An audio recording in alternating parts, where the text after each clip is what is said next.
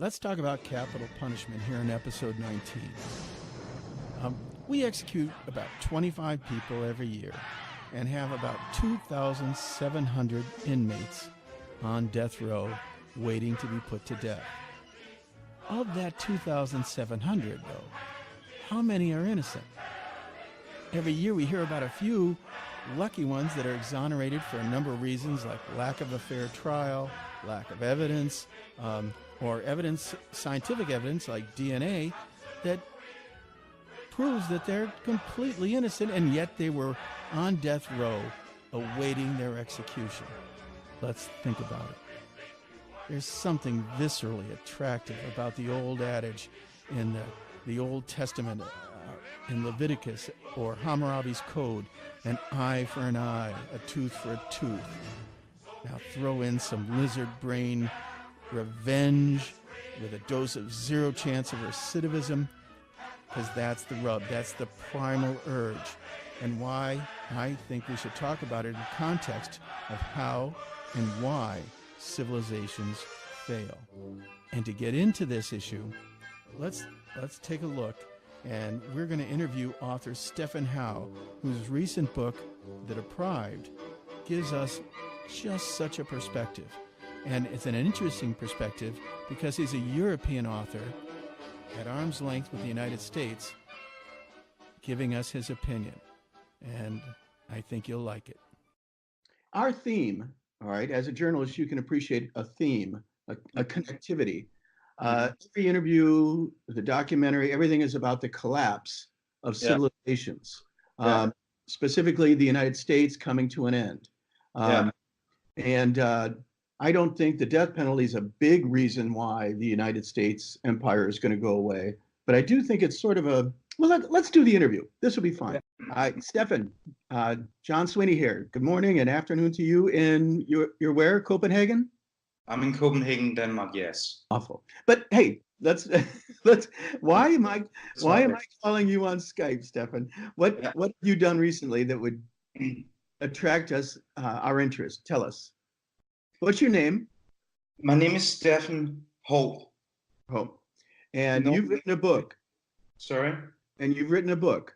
Yes, I did. I just put out a book a couple of days ago in the States called The Deprived, Innocent on Death Row. Okay. And the reason why I did this book was actually that I was working on another book that I published in Denmark 3 years ago. I've been traveling America for 25 years, and I come back to America at least 5, 6, 7, 8 times a year. Wow. And all combined, I've spent years and years and years in the States, and I have great American friends, and therefore I had an interest in America. And with the book that I published in Denmark in 2015, I looked into 10 of the biggest challenges towards the American society seen by Americans themselves. Okay. Topics like racism, illegal immigration, social inequality, etc. And one topic was also injustice, and the way that some Americans believe that everyone is not being treated equal when it regards law questions, etc. And back then, I interviewed a exoneree called Nick Yaris. He had spent 22 years on death row in Pennsylvania. And I didn't have much knowledge of exonerees, and especially not exonerees from the death row, until I met him. And I had a lot of prejudice towards what my meeting with him was going to be like. He was one of these case persons that I used for my first published book, dealing with these 10 challenges in the American society. And I thought that after 22 years on death row, you would either be a very hardened person, or you would be completely broke crawling along the wall. And he was none of that. We were meeting in a fancy restaurant on Sunset Boulevard, actually a place where a lot of these Hollywood actors, they come to have their lunch and so on. And sorry, what's the name of the place? it was the Standard Hotel. Yes. They had dined. I don't remember the name, but I remember that one morning I came in to the restaurant, and there was this kind of electricity in the restaurant. I was going there to have my breakfast, and one of the waitresses, she came up and she said to me right away, "It's such a shame that you didn't come 5 minutes ago." And I was like, "Wow, did you have a free buffet, or what did you have?" And she said, "Johnny Depp just left." And I was like, I don't know Johnny Depp.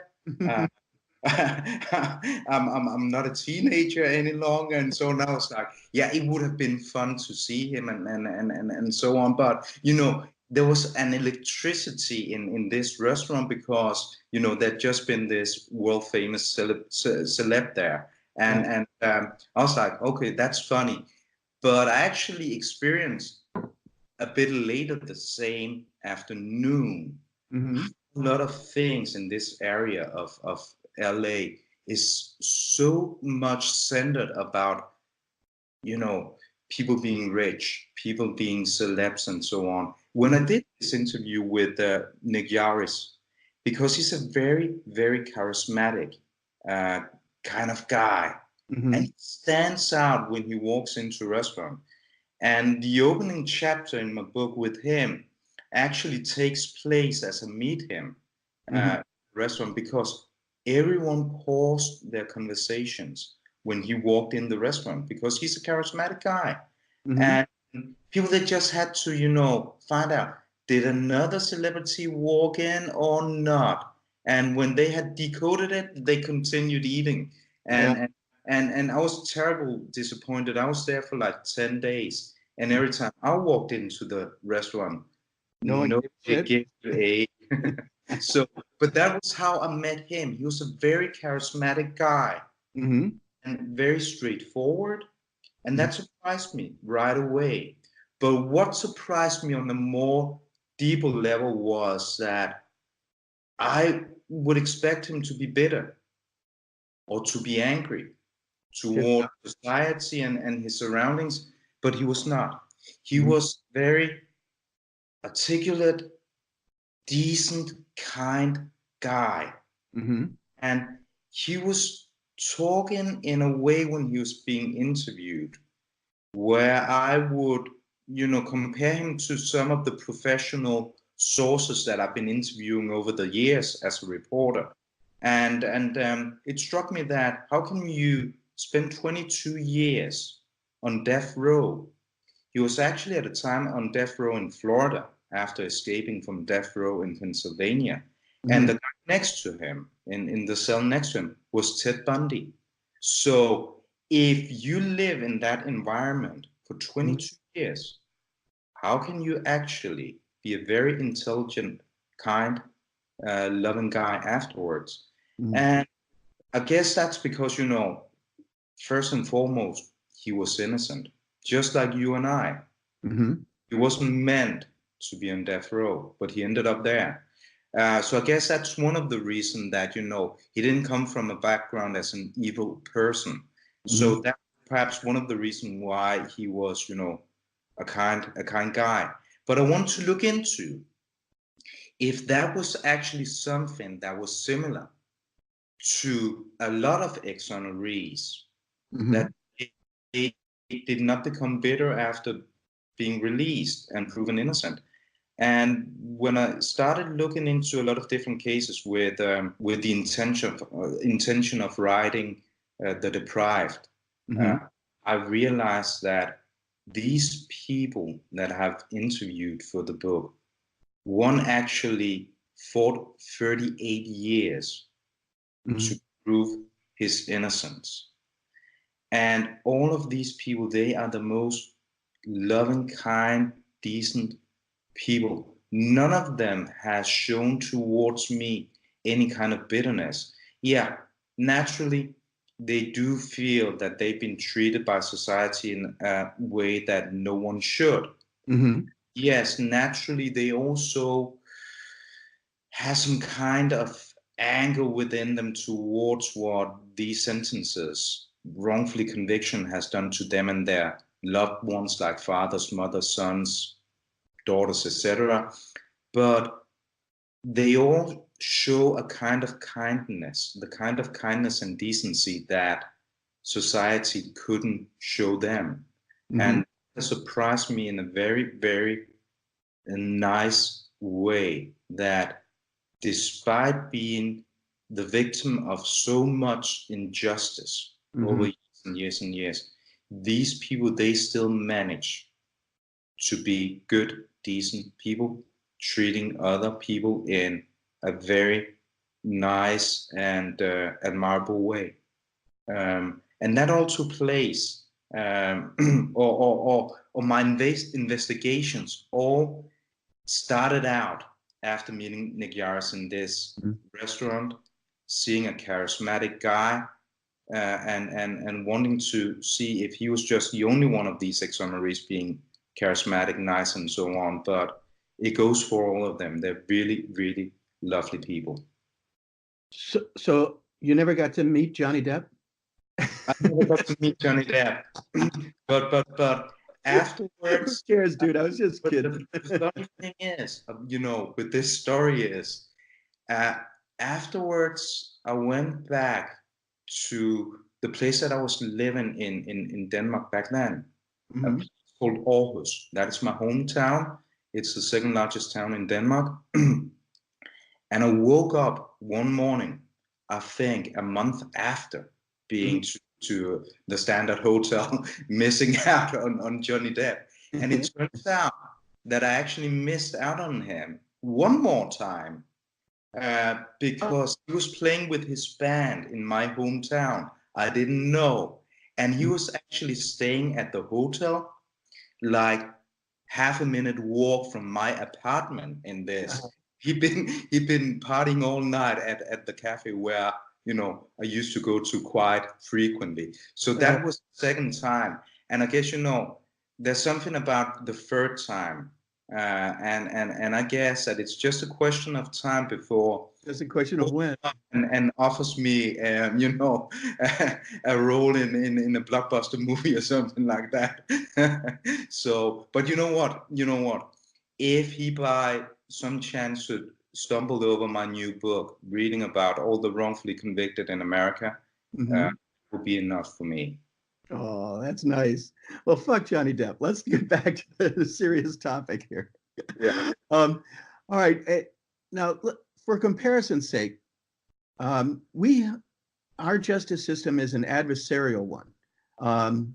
Two advocates, one for the defendant and one for the state or the city or what have you. And each of them focused on defending or prosecuting in front of a trier of fact who makes the decision. How do you guys do it over there in Copenhagen? I would say roughly the exact same way.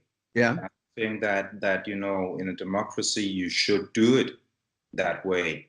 What is important is that no matter what side you represent, you should keep one thing in front of you.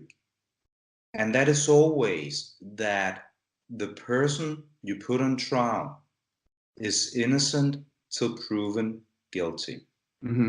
And if you represent society and you have the task of putting bad guys away, then that's your job and that's what you should be doing for the sake of society. But always with the highest degree of good moral, in the way that if you put a person away, it's because you can prove that the person did it.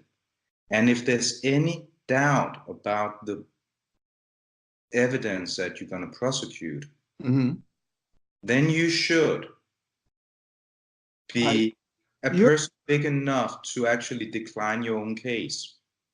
your perspective requires a heavy dose of morality. Um, that doesn't come with the cake mix. It's you have in society many immoral people, and some of them grow up to be prosecutors. Um, it's just the way it is. You know, you guys got to have some immoral prosecutors in Copenhagen. Well, so far I haven't met any. Huh. And I think that if you ask Danes, we're only 6 million people here. Mm-hmm. I would bet that out of these 6 million people, Mm-hmm. 5.9 would say we've got blind trust Mm-hmm. in authorities, prosecutors, etc. And I What think it percentage? has something to Uh, do, Stefan, what percentage? I would say the 99.9% percentage of all Danes, they Mm-hmm. believe that if they go to trial, Mm-hmm. they get a fair treatment. Um, and I was actually speaking to a person who's Stefan, been. can I interrupt? Can I interrupt so I don't forget this point? I would just say in the United States, I, I'm just speaking anecdotally, just a feeling. All right. So I don't have any hard facts on this. But I bet you if you polled most Americans, they would say, a majority of them would say they expect injustice. Just saying. So I had to interrupt, but I have an audience. I have That's to. okay. Go ahead. I forget where you left off. No, but I left off with the fact that no matter what side of the table you represent, Mm-hmm. you should always conduct your job with a very high degree of morality. Mm-hmm. And if you go into public office or if you take on the task on behalf of society to Mm-hmm. prosecute bad guys, you should always remember that you do it for society, not for yourself, not for your own career. And therefore, you have been given a job to do by people who trust in you. You have to live up to that trust by having a high morality towards the way that you conduct evidence, etc. My point of view is if you do the crime, you have to do the time. No doubt. We Yeah. all want that, I guess. But we all also want innocent mothers and fathers, sons and daughters to come home safe at night and Mm-hmm. not the victims of law enforcement Mm-hmm. being keen on getting a verdict that they'll put aside morality. Mm-hmm. What is the main thing to, you know, be learned or take into consideration if you're a prosecutor? That must be that what you do have severe consequences on people. Mm-hmm. And you have to look in the mirror every morning saying, I'm really happy about the guy that I put away yesterday Mm-hmm. because it proved that he was guilty and he deserved his 20 years. You, in my opinion, you're a very bad person if you can look at yourself in the mirror Mm-hmm. and saying, well, the guy that I even put on death row yesterday, there might be a slight chance of him being, innocent.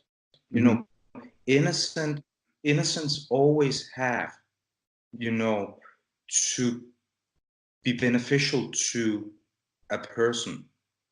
And if you're guilty, well, then feel the hammer, so to speak. But um, society has an obligation to prove that you're guilty. Mm-hmm. I haven't heard this saying in a long time, um, which is indicative in and of itself. But It was something like better 1,000 guilty people go free than one innocent go to jail or be hung or electrocuted or gassed or injected or shot. Yeah, you guys used to have. Did you guys have the guillotine? I guess that was hundreds of years ago. Yeah, but you guys, like France, you guys used the guillotine? We probably did. We probably did. But, I don't think there's been a person executed in Denmark out of war times for probably 150 years or perhaps even more. Yeah. And well, I saw in your book that you said 16,000 have been put to death in the United States. Yeah. That number sounds way low. I mean, what's the source for that stat? Because I'm guessing that's way low.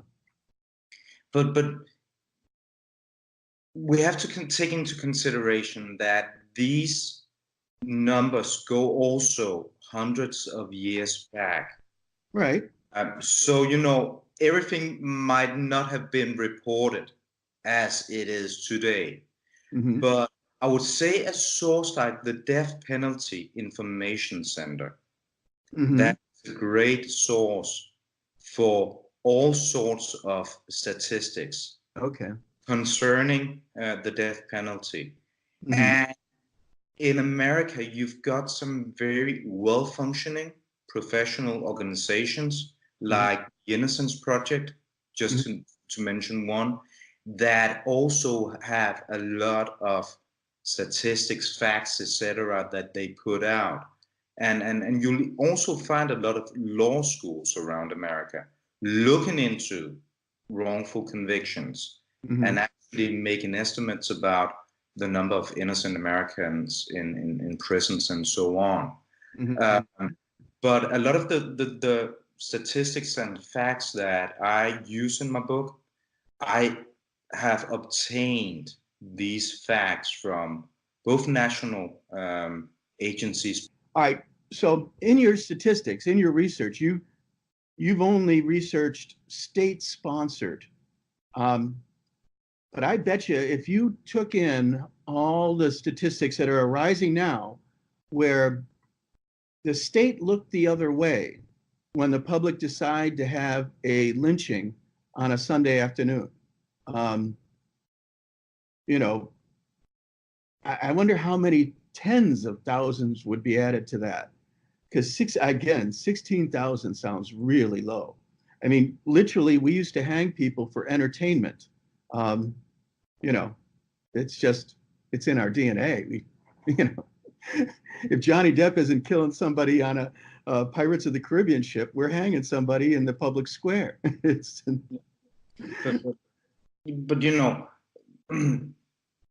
the way that I direct these things is, I approach it in a journalistic way. Just like the prosecutor has to be able to prove the guilty of a person in court, my approach is that I only use statistics that I can, so to speak, validate. And I would say that my interest is also what takes place in a public manner that you can actually, go back and see through court records and so on. What's going on a Sunday afternoon at the square, as you mentioned? That is not for me to investigate. At least that would be a different kind of topic, I would say. All right. Well, just as a follow-up, there is a group that has, and I can't remember their name, and if I think of it, I'll send you an email. But there has been a group that has tracked all the public lynchings and burnings and all that of Black people throughout the United States, when, where, and they even map it out. Little red dots on a map, and it's amazing when you see all the map, mostly in the South, but it's all over, but predominantly in the South. So I'm telling you, that's 16,000, dude. is way low.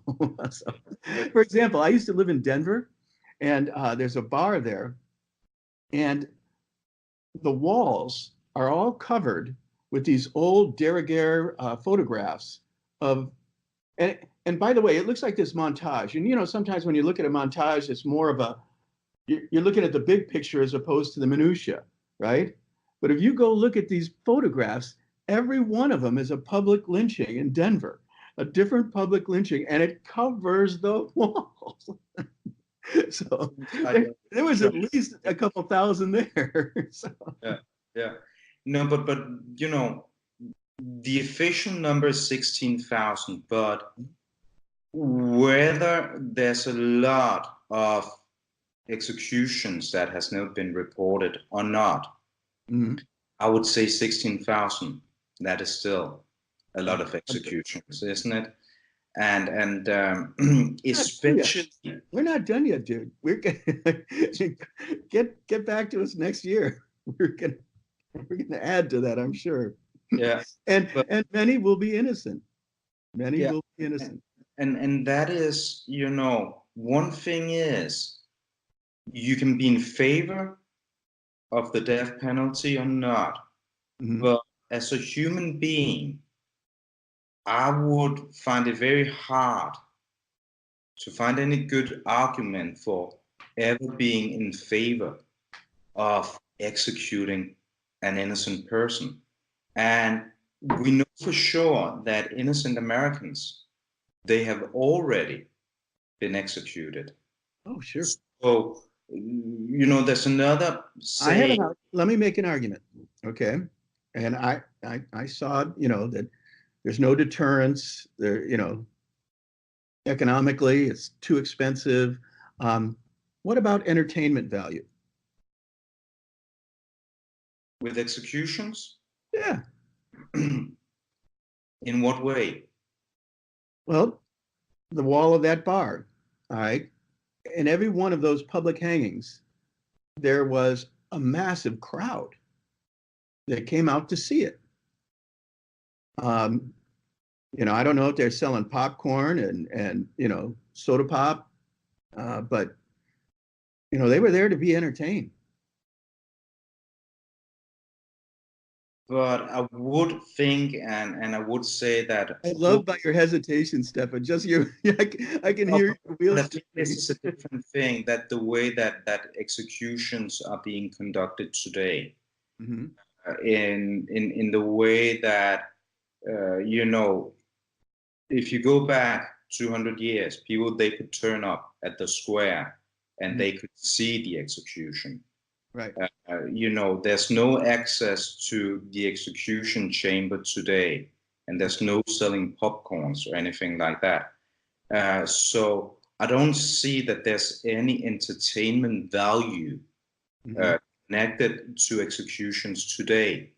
Mhm. But when a lot of people, they are in favor of Mhm. executions and the death penalty, and states on a official level as well, it's, you know, often because they think it will deter crimes, and I think that is the main reason Mhm. why the death penalty is still being carried out today, um, and not from an entertaining point of view.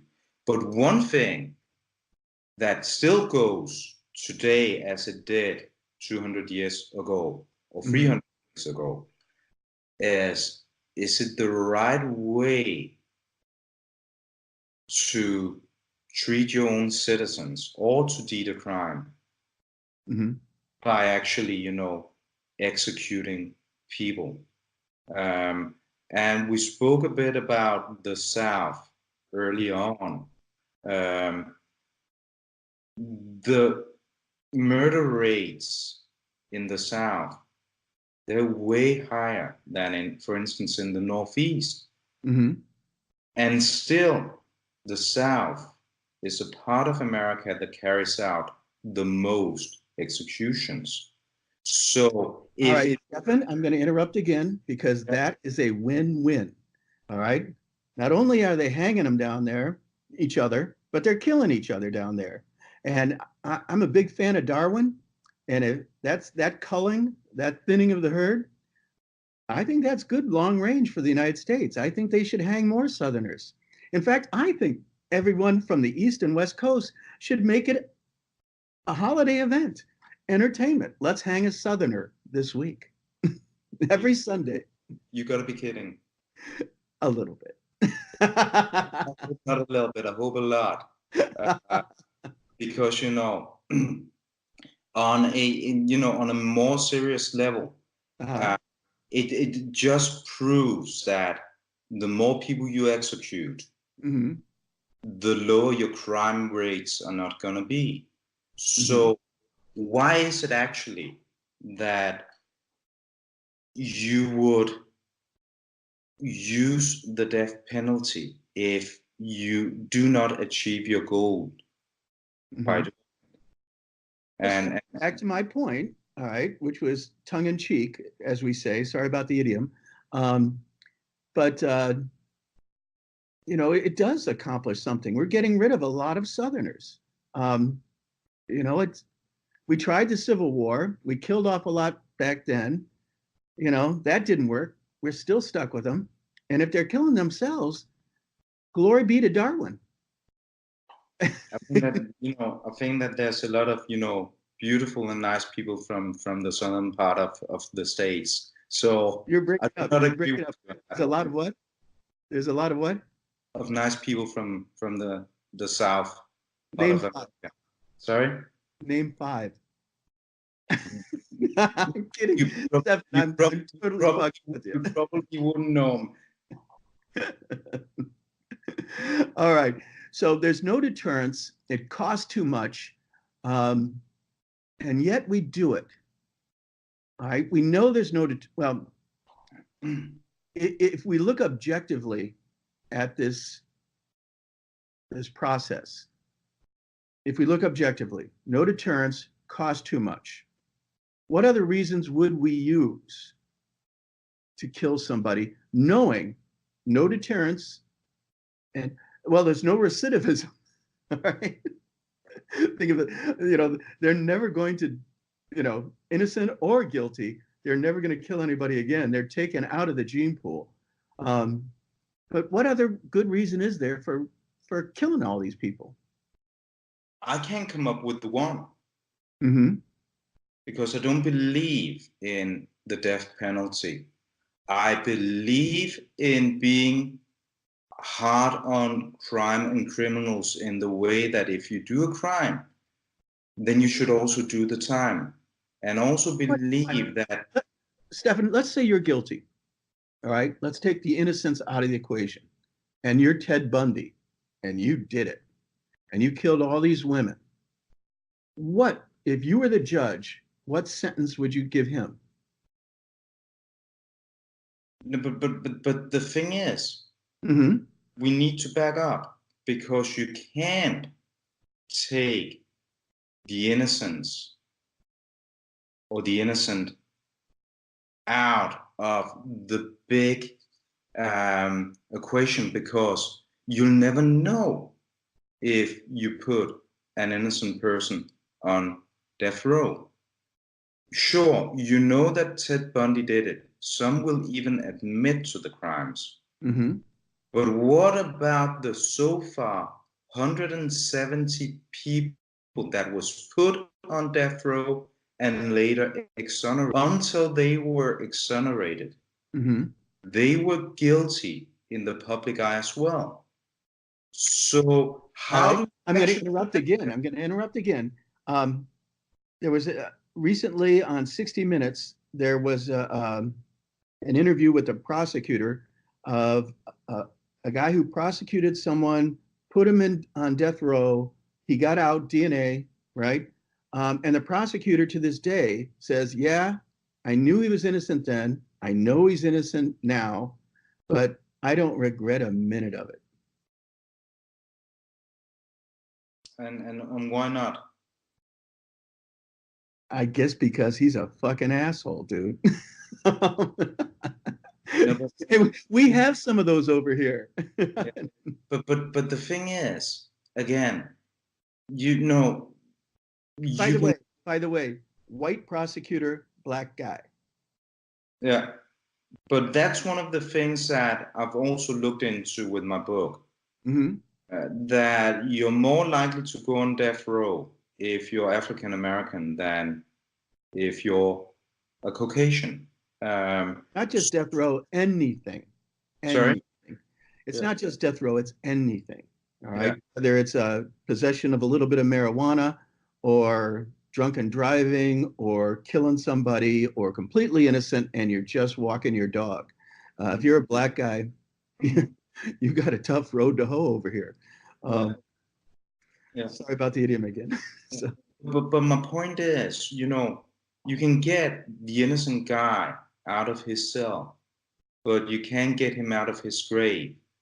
And if you actually spend 40 years in prison for something you never did, mhm, and you're finally lucky enough to prove your own innocence by the help of others, um, then you're actually able to go and perhaps restore your life. mhm, But you're not if they executed you 5 minutes earlier. And that is to me an argument valid enough to abolish the death penalty. mhm, But I'm not saying that Ted Bundy should not have mhm, had a hard, severe punishment.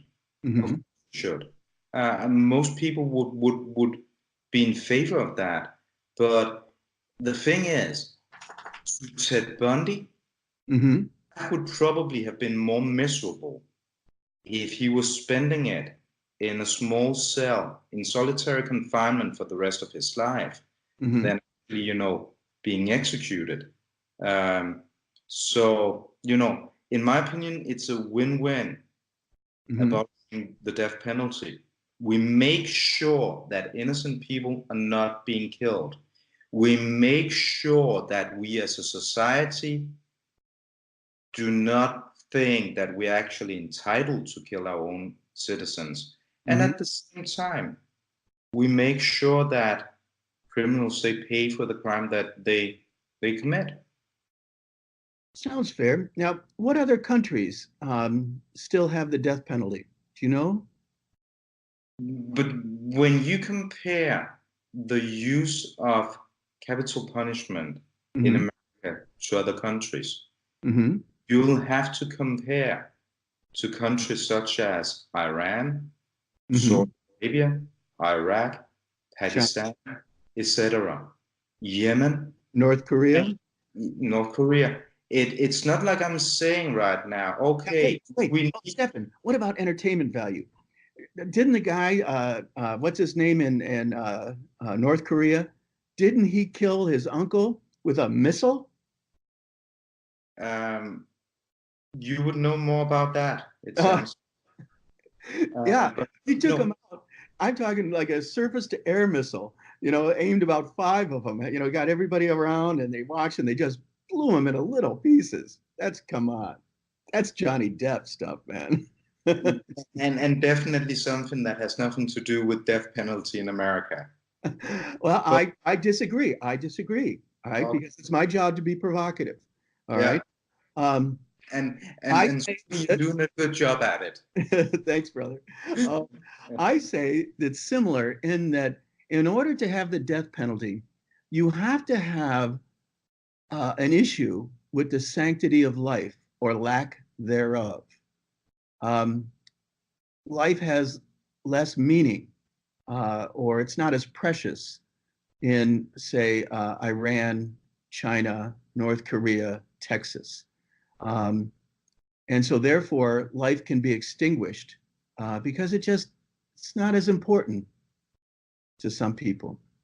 I think that has to be a part of the equation. It's not, there's no deterrence. There's no, it costs way too fucking much. All right. But you're culling the population because you just don't care. But in a Western democracy, Mm-hmm. you should care about your own citizens. And the point is, you know, when we compare the use of death penalty in America to other countries, we do it with countries that you would by no means normally compare America to. So, For example, if we have to look at the numbers of people being executed in America, and we're measuring them up against the number of people being executed in Iran or Iraq, um, we're not comparing them to people in France, Germany, Denmark, and so on, countries that you would normally compare America to. And naturally, I think that says a bit about the way that America has developed its legal system towards many other Western democracies. And I think it's about time that Americans took a good hard look at the use of death penalty. I think, Stephen, you chose the wrong word. You said developed. Our justice system developed. I think maybe deteriorated might be a better, more accurate word. But hey, I'm just saying. Now we're back to your role as a provocateur. But I think you get the point. And that's where it is. But today you can also see that if you go back a few decades, you would have figures like 80% of the Americans being in favor of the death penalty. Today it's more like 50-50. Really? And the thing is, how do you think it's gonna go with younger generations? Do you think that they're gonna be as keen on executing as older generations has been, or how's that gonna go?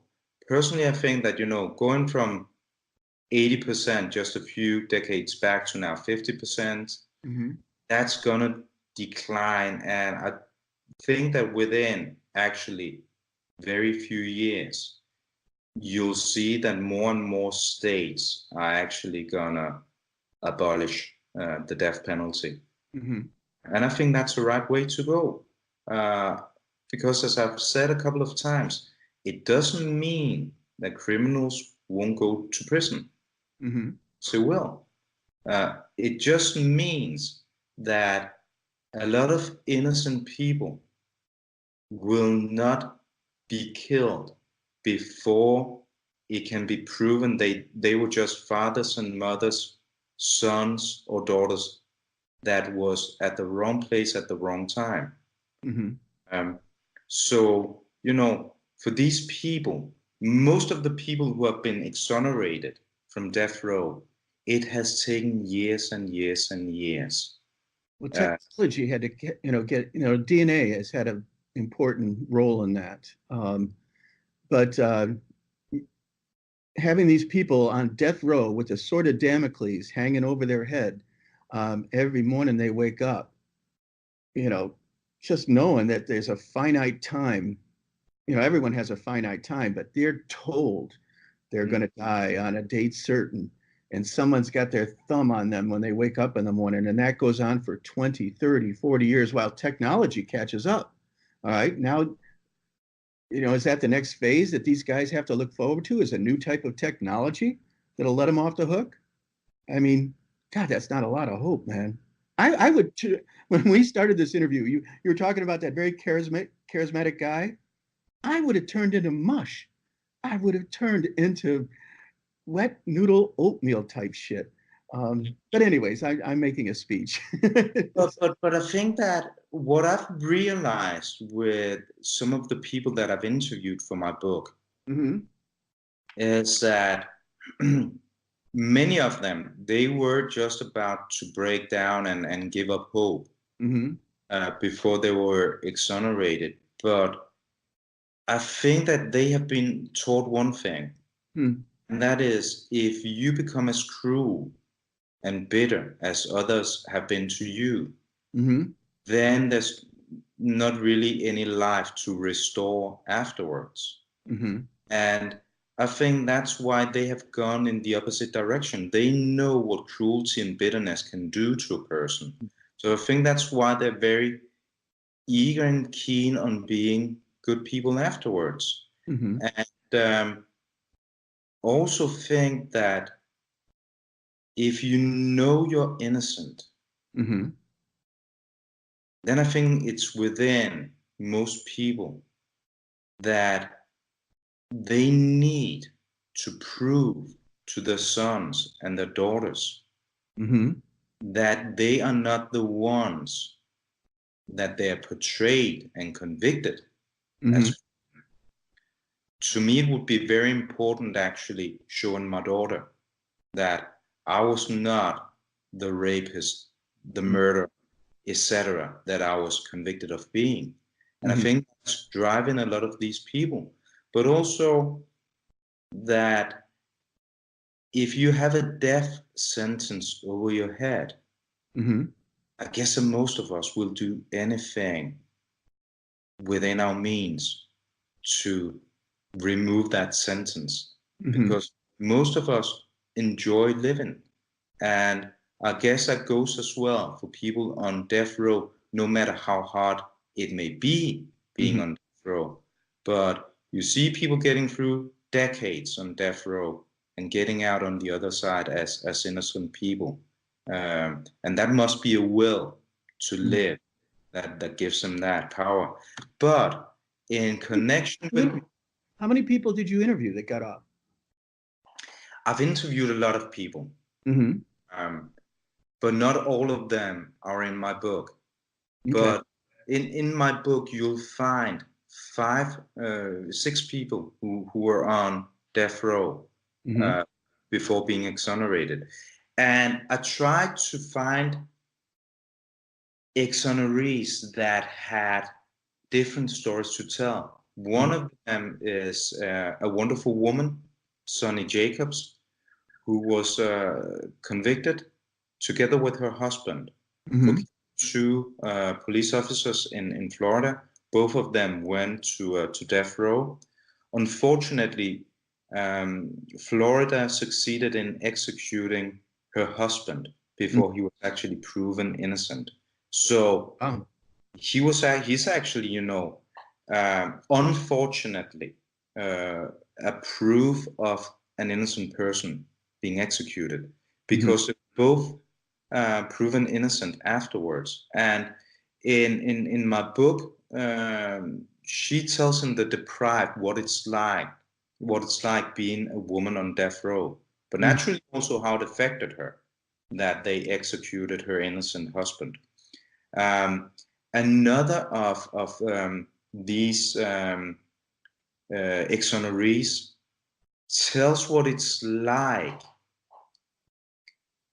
being convicted and put on death row as a teenager. Mia Jarmo was 17 years old when he was put on death row. And when he was exonerated, finally 38 years later, he felt that he had been deprived of what is, to a lot of people, something that we really long for in life, becoming fathers and mothers. Sure. He was deprived of having kids because he was put on death row as a teenager. Yeah. I try to, in the book, describe different sides of the death penalty, of wrongful convictions, and so on. And because it's important to me, there's so many different angles to this topic, and it's important for me to cast light on many of them. And I try to do that by telling different stories of people who have one thing in common, that they were wrongfully convicted. All right. Let me throw, again, to be provocative. There's no real deterrence to the prosecutor to have that moral compass that you alluded to earlier.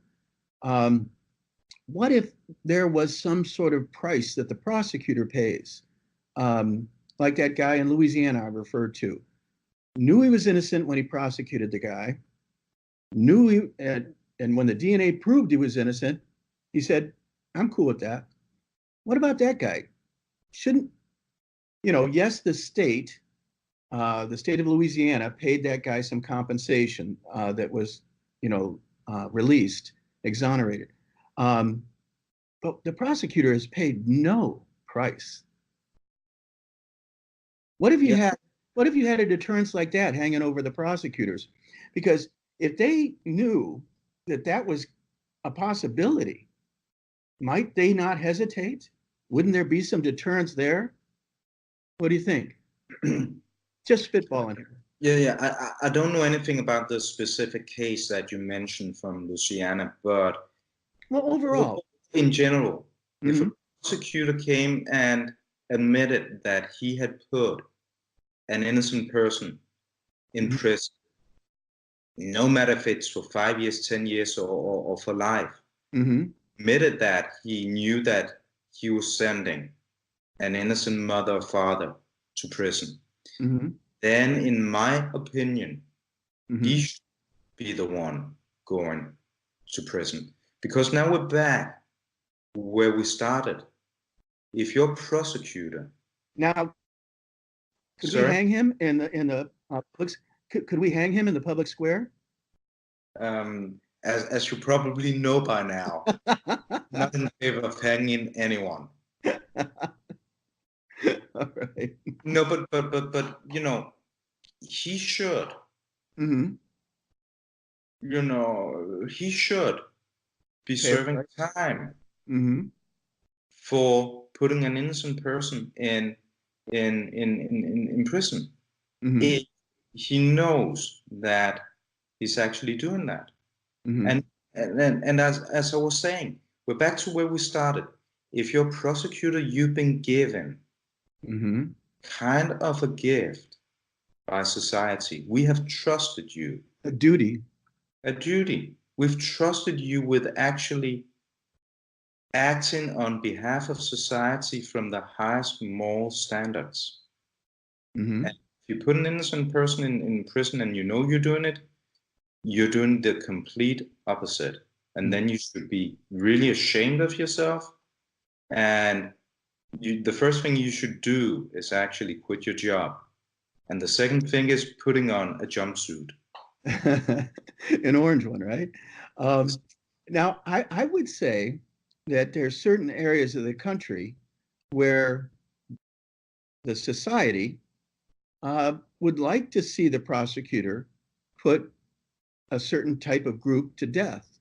That they long for the good old days when they used to hang him on Sundays.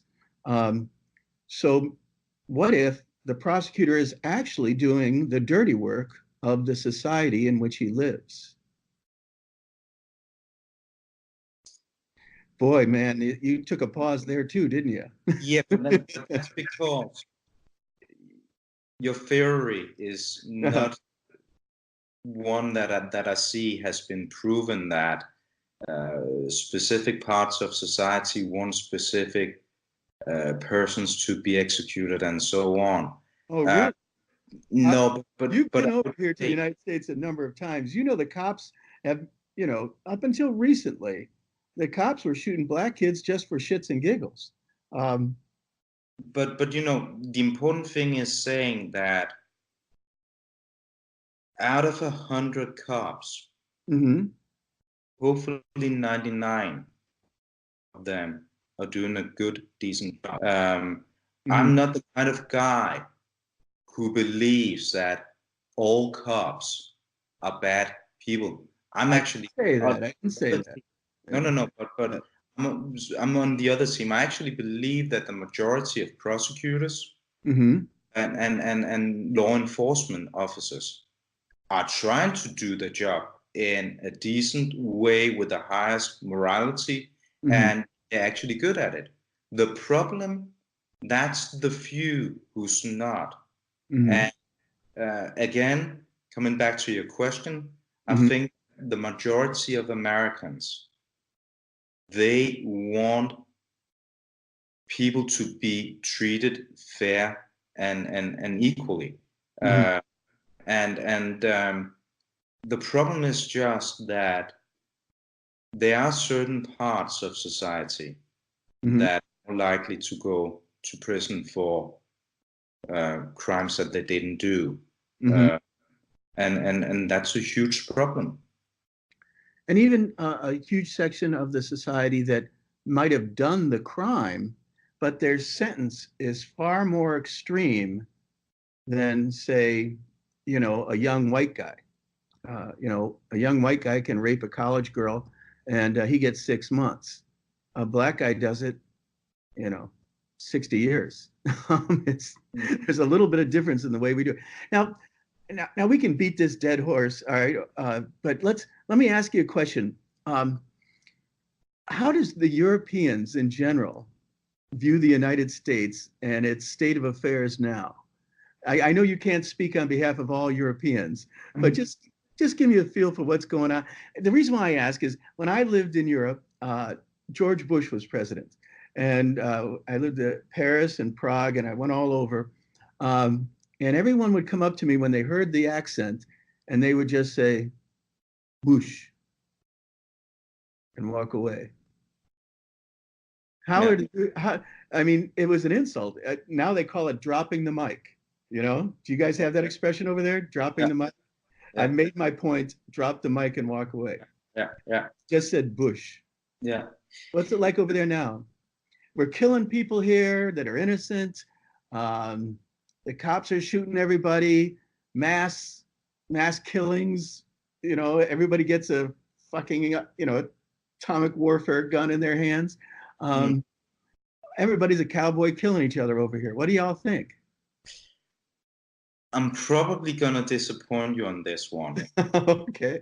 because I believe that most Europeans Mm-hmm. like and love Americans and see Americans as our dear allies and friends.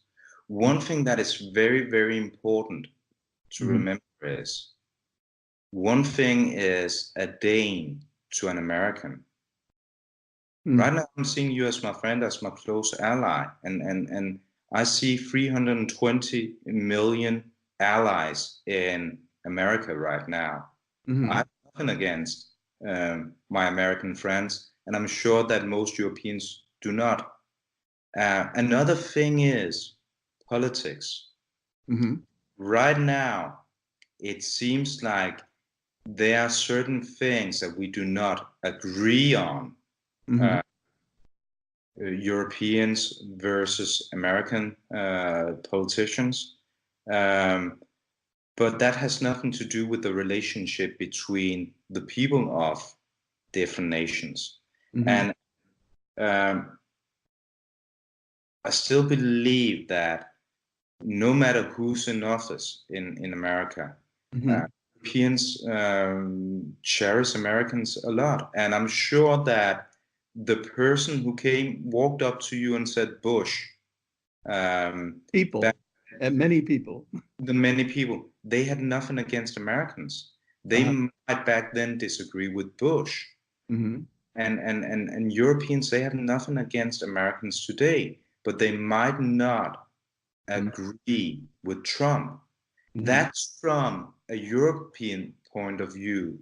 Um, uh, I don't know how Americans they see themselves in connection with the surrounding world, Mm-hmm. but um, with all the travels that I do in America, it often strikes me that Americans they think they have a much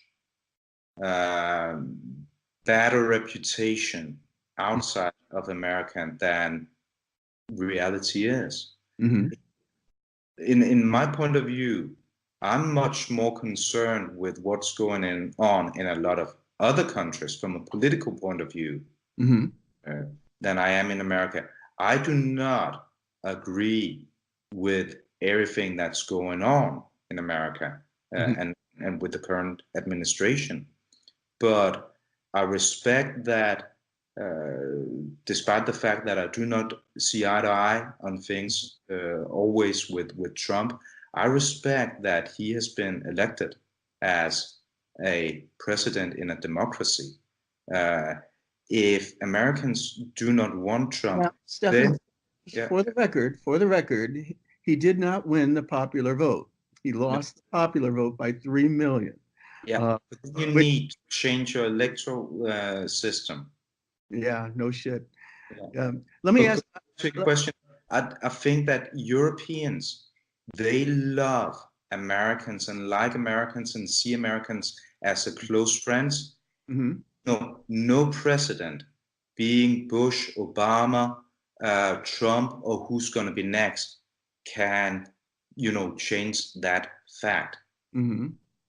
Now, what about two more questions, and I'll let you go. Thank you for your generosity with your time. We have over here a rise in populism, they call it, but it's really like neo-fascism, alt-right, ultra-right people coming out of from under the rocks. And a lot of it's fueled by the Russians and their involvement in our political system. Do you guys get a lot? I know that Poland, Hungary, Italy, to a degree, and Denmark get a lot of influence. What's this climate like? Political climate?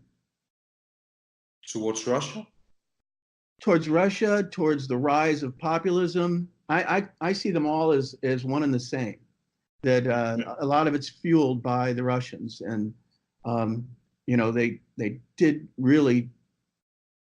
did a good job in fucking us over recently. They were helping her out, and then you've got Orban in Hungary. He got some help. I don't know the guy in Poland, but there's definitely. I'm done talking. What's going on over there? But concerning who's been supported in one way or another, I'll leave it to others to answer. But one thing is for sure, that in Europe, we're very concerned with what's going on in Russia. And also the way that Russia has tried to influence democratic processes, etc. And I think that's, to Europeans, probably a much greater concern than your concern that we don't like Americans anymore, because we still do. But what's going on in Russia is, in my opinion, troubling. And it doesn't matter what nationality it may be, but if you want to put all democratic rules out of play, then we step back in time in a way that none of us had ever believed was possible.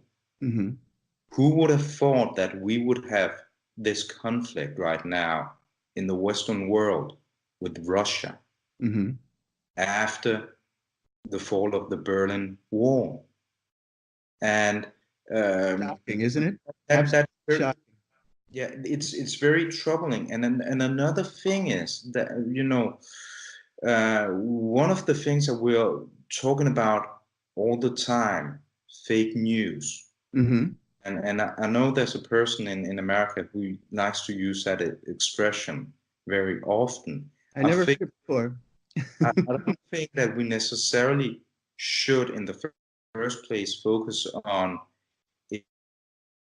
fakes connected with one American TV station or another. The most important thing, in my opinion, is if foreign nations, they actually use fake news to ruin the beautiful process of a democratic election in a country. I think that is really, really troubling. And as things are right now, I really, fear where we're going from here with this confrontation that is so obvious to everyone between the Western world and Russia. And therefore, it is so important, in my opinion, that we stick together, Europe and America and so on. And I think that it was beautifully said, and also in some ways very precise, when the president of the European Union, he said that America, you still have a lot of friends, but be good to your allies, because after all, you don't have that many. And I think that it's very important that Europe and America remains close allies, because we have so many values and things in common as beautiful democracies that makes it necessary for us to stick together against nations who are not seeing democracies in the same way as we are. Those are very beautiful words, but again, my role is to provoke here, all right, and get you to smile.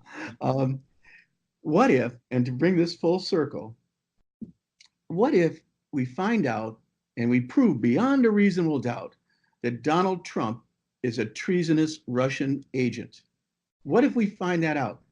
Stefan, don't tell me you wouldn't be entertained by seeing him lynched in the public square. That would, or blown up with a surface-to-air missiles. Absolutely not. Absolutely not. Dude, and come on, look at you smile. You're thinking about it. That would love to see that guy hang. I hate to disappoint. What I'm thinking about is actually where it comes from with you. These questions and these jump to conclusions, etc. No, naturally, it doesn't matter who it is. I would never wish for anyone to be executed. And honestly, as I said before, I respect that Trump is the president of a democracy.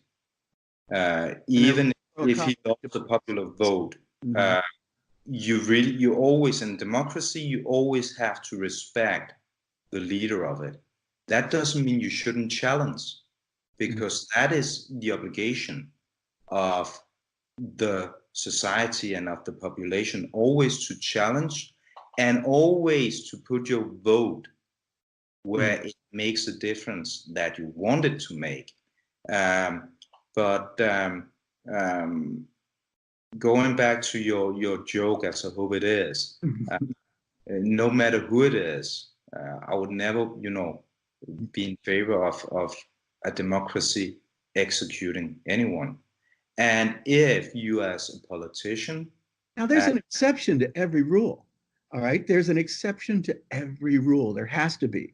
All right, because nothing is perfect in nature, society, what have you. And I'm dead set against the death penalty, double entendre. I think it's terrible, but I would fucking enjoy. You know where I'm going. I don't think you will. I don't think you will. One thing that I was actually taught when I was in America more than 25 years ago, it must have been in '99. I was a very young guy. I was just about to go to the National School of Journalism in Denmark. And I had a discussion about US politics with a guy who was a Democrat. And he was absolutely by no means in favor of Bush. And this was actually, I correct myself, this was '94 with Bush Sr. He was by no means in favor of him. And I think I was 19, 20 years old. When you're that young, the words we're not as careful about our words as we're getting older. I don't know how that works for you, Sweeney, but with others of us. But you know, back then Well said. I actually said something that about Bush Senior that he found offending, and he said, I might not agree with him on politics, but after all, he is still my president.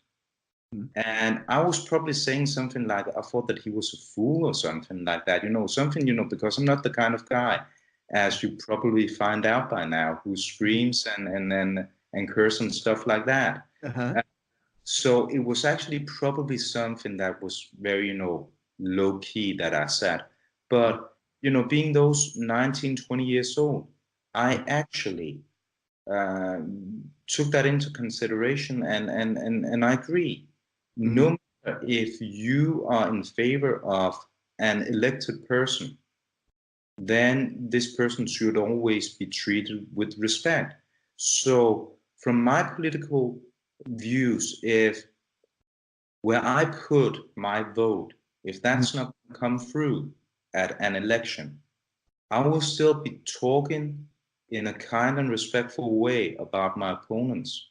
And that should go for anything, because if we don't do that, and I see that is one of the biggest problems perhaps we have in Western democracies today, it is we have lost the ability to actually talk respectfully about our opponents. And if we can't talk respectfully about our opponents, then we're not having conversations, then we're having fights. And if we have fights, eventually we'll all end on the ground, and nothing good is going to come from that. So I think that the important lesson also for Americans is today that Americans will be divided first and foremost by words rather than actions. Fair enough in a democracy if you're divided by actions because you don't agree, but it's really sad and it's really stupid to be divided by words. Well, wait till you thought the Syrians were problems when the refugees came over. Wait till the United States starts seeking asylum in Denmark, and you'll see a flood. There's 320 million of us. We'll end up somewhere. How's asylum rules? You're welcome. And you're welcome. I would love to have more Americans in Denmark. Please come. We don't have any walls or anything, and there's a lot of space. Guns? Sorry? Can we bring our guns? Anything you can bring your guns, but as you are besides that. And I'm sure that most Europeans will welcome you with open arms. I know Macron said that. If it's not because you come as refugees, please come as friends, visitors, and tourists.